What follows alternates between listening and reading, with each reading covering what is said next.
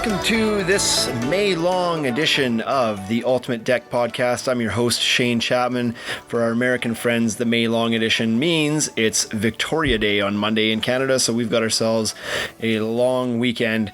And this long weekend is quite often the kickoff to the summer. This is the weekend where people first get out and do some camping. They first get out, do their gardening. They first get out, do their deck building. This is a big weekend, kind of the kickoff to summer, so happy long weekend in May to our Canadian friends. I believe our American friends have a Memorial Day long weekend next weekend, so if you're listening to this then, happy Memorial Day. Today we're going to talk about, it's just me, by the way, if you're wondering, there's no other person here. I am doing this from my house because I recently, as of 48 hours ago, became a daddy again. So yay for me. I've got a new baby at home, so I am not back to work yet. So we're doing this podcast live from my basement. So big time studio here. Today we're going to talk about some ways that we can increase our close rates. And this is geared towards contractors that are doing on-site estimates with their customers. And I want to talk about some that are not so obvious. So there's some obvious ones. How do you win estimates? I'm sure everybody could pull together probably 10, 20, 30 things that you could do to help increase your close rate. But I wanted to talk about 5 tips that will increase your close rate that you may not have thought of already. And so these might be a little bit oddball, maybe not something off the top of your head, but I hope that they kind of click with you and think, maybe that's one way that I can help increase my close rate a little bit. Number 1, dress for business. Now this one seems a little bit obvious, but I've seen this violated over and over and over again, almost on a weekly basis. When you drive through your local town, you see a contractor measuring up a yard or doing something, and they're just in their grubby gear that they've worked in all day long. That's fine if that's the impression that you want to leave. I always found it much more appropriate and beneficial and helped build a bit more trust and professionalism if you showed up like you were there running a business, not there to build a deck or a fence.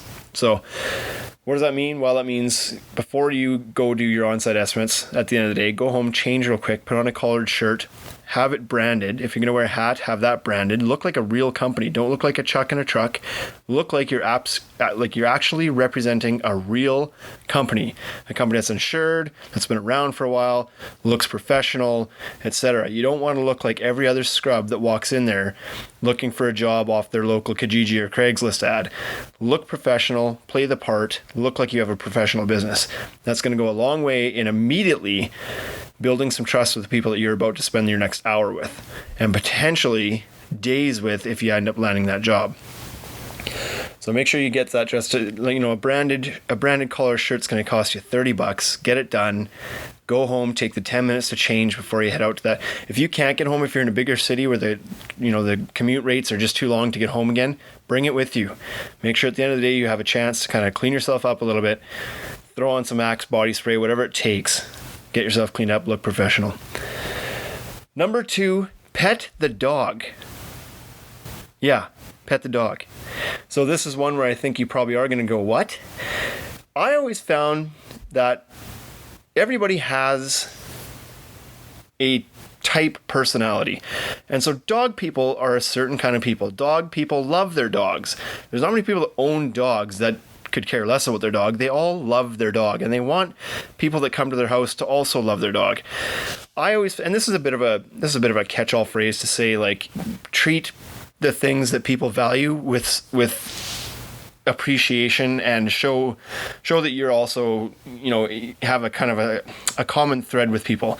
And so this helps. I always made sure that if I showed up at a house to bid a job and the people open up the door and there was a dog there right away, one of the first things I'd do after greeting the customer that answered the door, shake hands and introduce yourself, was to kneel down and say hello to the dog. This is going to do one of 2 things for you. One, it's going to calm the dog down. Sometimes dogs can be a little bit antsy and they get very excited when people come to the door, and they don't kind of settle themselves down until they have a chance to greet you, meet you, and so forth. So if you walk in and you try to ignore the dog, and the dog's a kind of dog that's going to be a little bit rambunctious and is going to sit there and bark, it's going to make your job a lot more difficult going forward. Some people even go so far as to only trust people that their dogs trust. This is a real thing. So if the dog gets a bad vibe from you, some people will get a bad vibe from you as well because they trust their dog's instinct. The second thing it's going to do is it's going to show that you are a person. Not that you're just showing up and you're a contractor who's going to, typical guy who's swearing on the job site and kicking things around, doesn't clean up after himself. Paying attention to the things that people value, like their pets, is going to go a long way in building some rapport with that person. So sit down, kneel down, and you don't have to be a dog person, just be a dog person while you're there. Pay attention to the dog, give some people some reason to soften their stance with you a little bit and say like, hey, this guy's really nice. So as funny as it sounds, pet the dog. This also goes for, with children. If there's children there, take the time to acknowledge the children, say hello, get down on their level. Don't be there just strict, stiff business only. Have a personality. Show people that if they invite you into their home for the next 3 weeks to complete a job, that you're not going to be this rough and tumble, don't talk to me kind of guy. Show that you can actually fit with their family for a few weeks. So I think that's very important to pet the dog, say hello to the kids, and make you seem like you belong there. Number 3, be empathetic. What this means is put yourself in other people's shoes. You're there to sell a job. They're there to try to accomplish a dream. They want to build something in their backyard that they've saved up a lot of money for. They don't know all the answers. They have a lot of questions. They're getting different estimates. It's a stressful time and situation for them, and they don't know everything that you know. So be empathetic, put yourself in their shoes, understand that this is a big life-changing decision for them. For you, this is one of possibly 5 or 6 or 7 estimates that you've done that day. To you, this is just another stop on the way home. But to them, this is a big decision. They're about to spend a lot of money. They need to develop a lot of trust with you. You need to understand where they're coming from in this stuff. And that will allow you to react to their questions, their concerns in a more empathetic way that you understand where they're coming from. You can respond to these things appropriately and not come off too abrasive when they ask questions that you might consider to be foolish or otherwise, something you wouldn't want to normally be asked. It's okay. Be empathetic, understand their situation, put yourself in their shoes, show them that you also, when you're shopping for things, have concerns about getting, good bang for your buck. You want to understand what that's going to mean for you when you spend this much money versus this much money. Make sure that they understand that you care about their needs. And that's going to go probably further than anything on this list. That's going to go a long way to helping close that sale. Number 4, don't be a salesman. You are the teacher. So everybody expects to be sold on these things. And so people tend to have somewhat, it depends on the impression they got from you before you ever showed up there, which is a result of your social media presence and your website and your phone number and how you were in the phone and how you were in the email. All that's going to kind of set the tone for this. But what they're expecting, especially if they're gathering multiple quotes, is to be sold.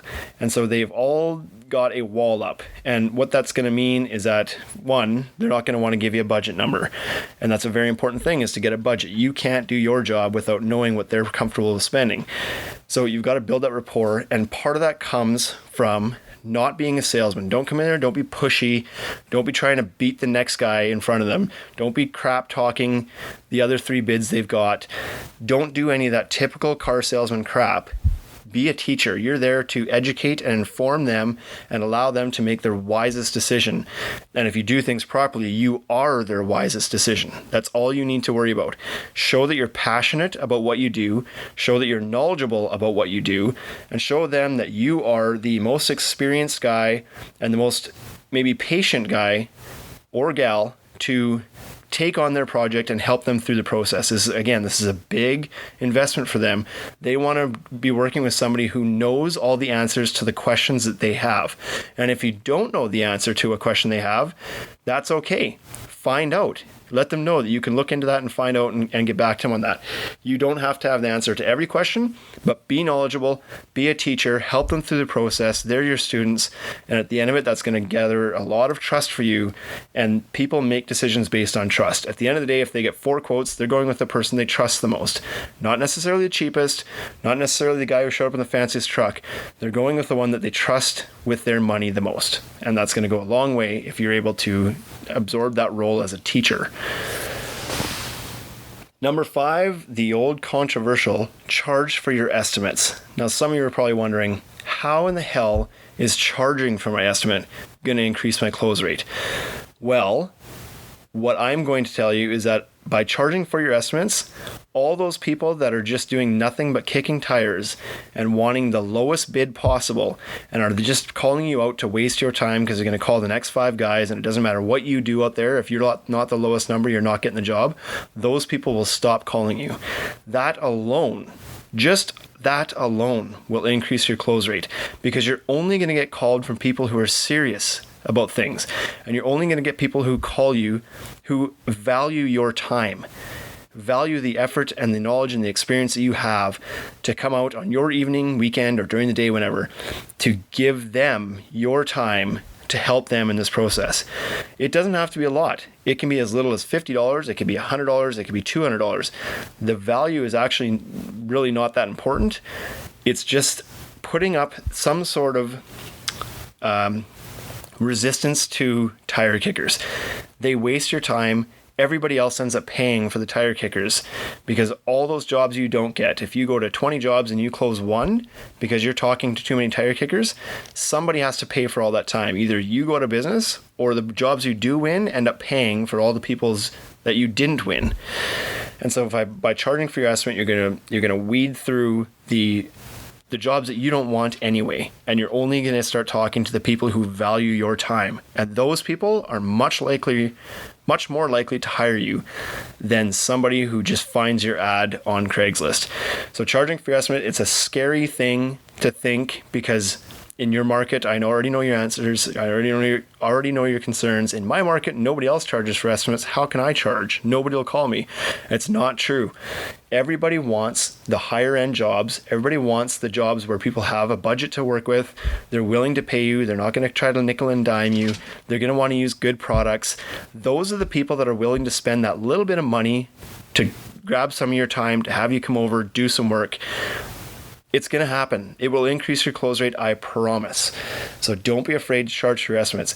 You can even put it out there and say, for me to come over to your house and spend an hour of my time with you, and phrase it however you want, I charge $100, but should you choose to go with my company at the end of it, that $100 is credited back to you on your bill. That way there's a roadblock up front that's going to weed out the tire kickers, but you're also not doing anything nobody else is going to do. They're going to get that money back should they choose to go with you. It's just, and you know what, people, you don't even have to do that, but it's just, if you're worried about charging, position it that way. Position it in that this is not a cash grab. This is strictly to make sure that I'm talking to the right people. I'm interviewing you as much as you're interviewing me. My time is worth something. So I'm going to charge this little fee up front so that I'm not having to charge you for other people who've wasted my time. You're getting me for this full hour. You're getting my expertise to come up with this materials takeoff and this estimate afterwards. But at the end of the day, if you're worried about this $100, I can refund that back to you if you decide to go with my company. You'll be surprised how many people that will still call you, and your close rate is going to jump up significantly. You might not visit as many people as you did before. I can probably promise that will happen, but you don't need to visit 300 people in a year only to close 20 jobs. You need to visit 50 people in a year and close 20 of those jobs.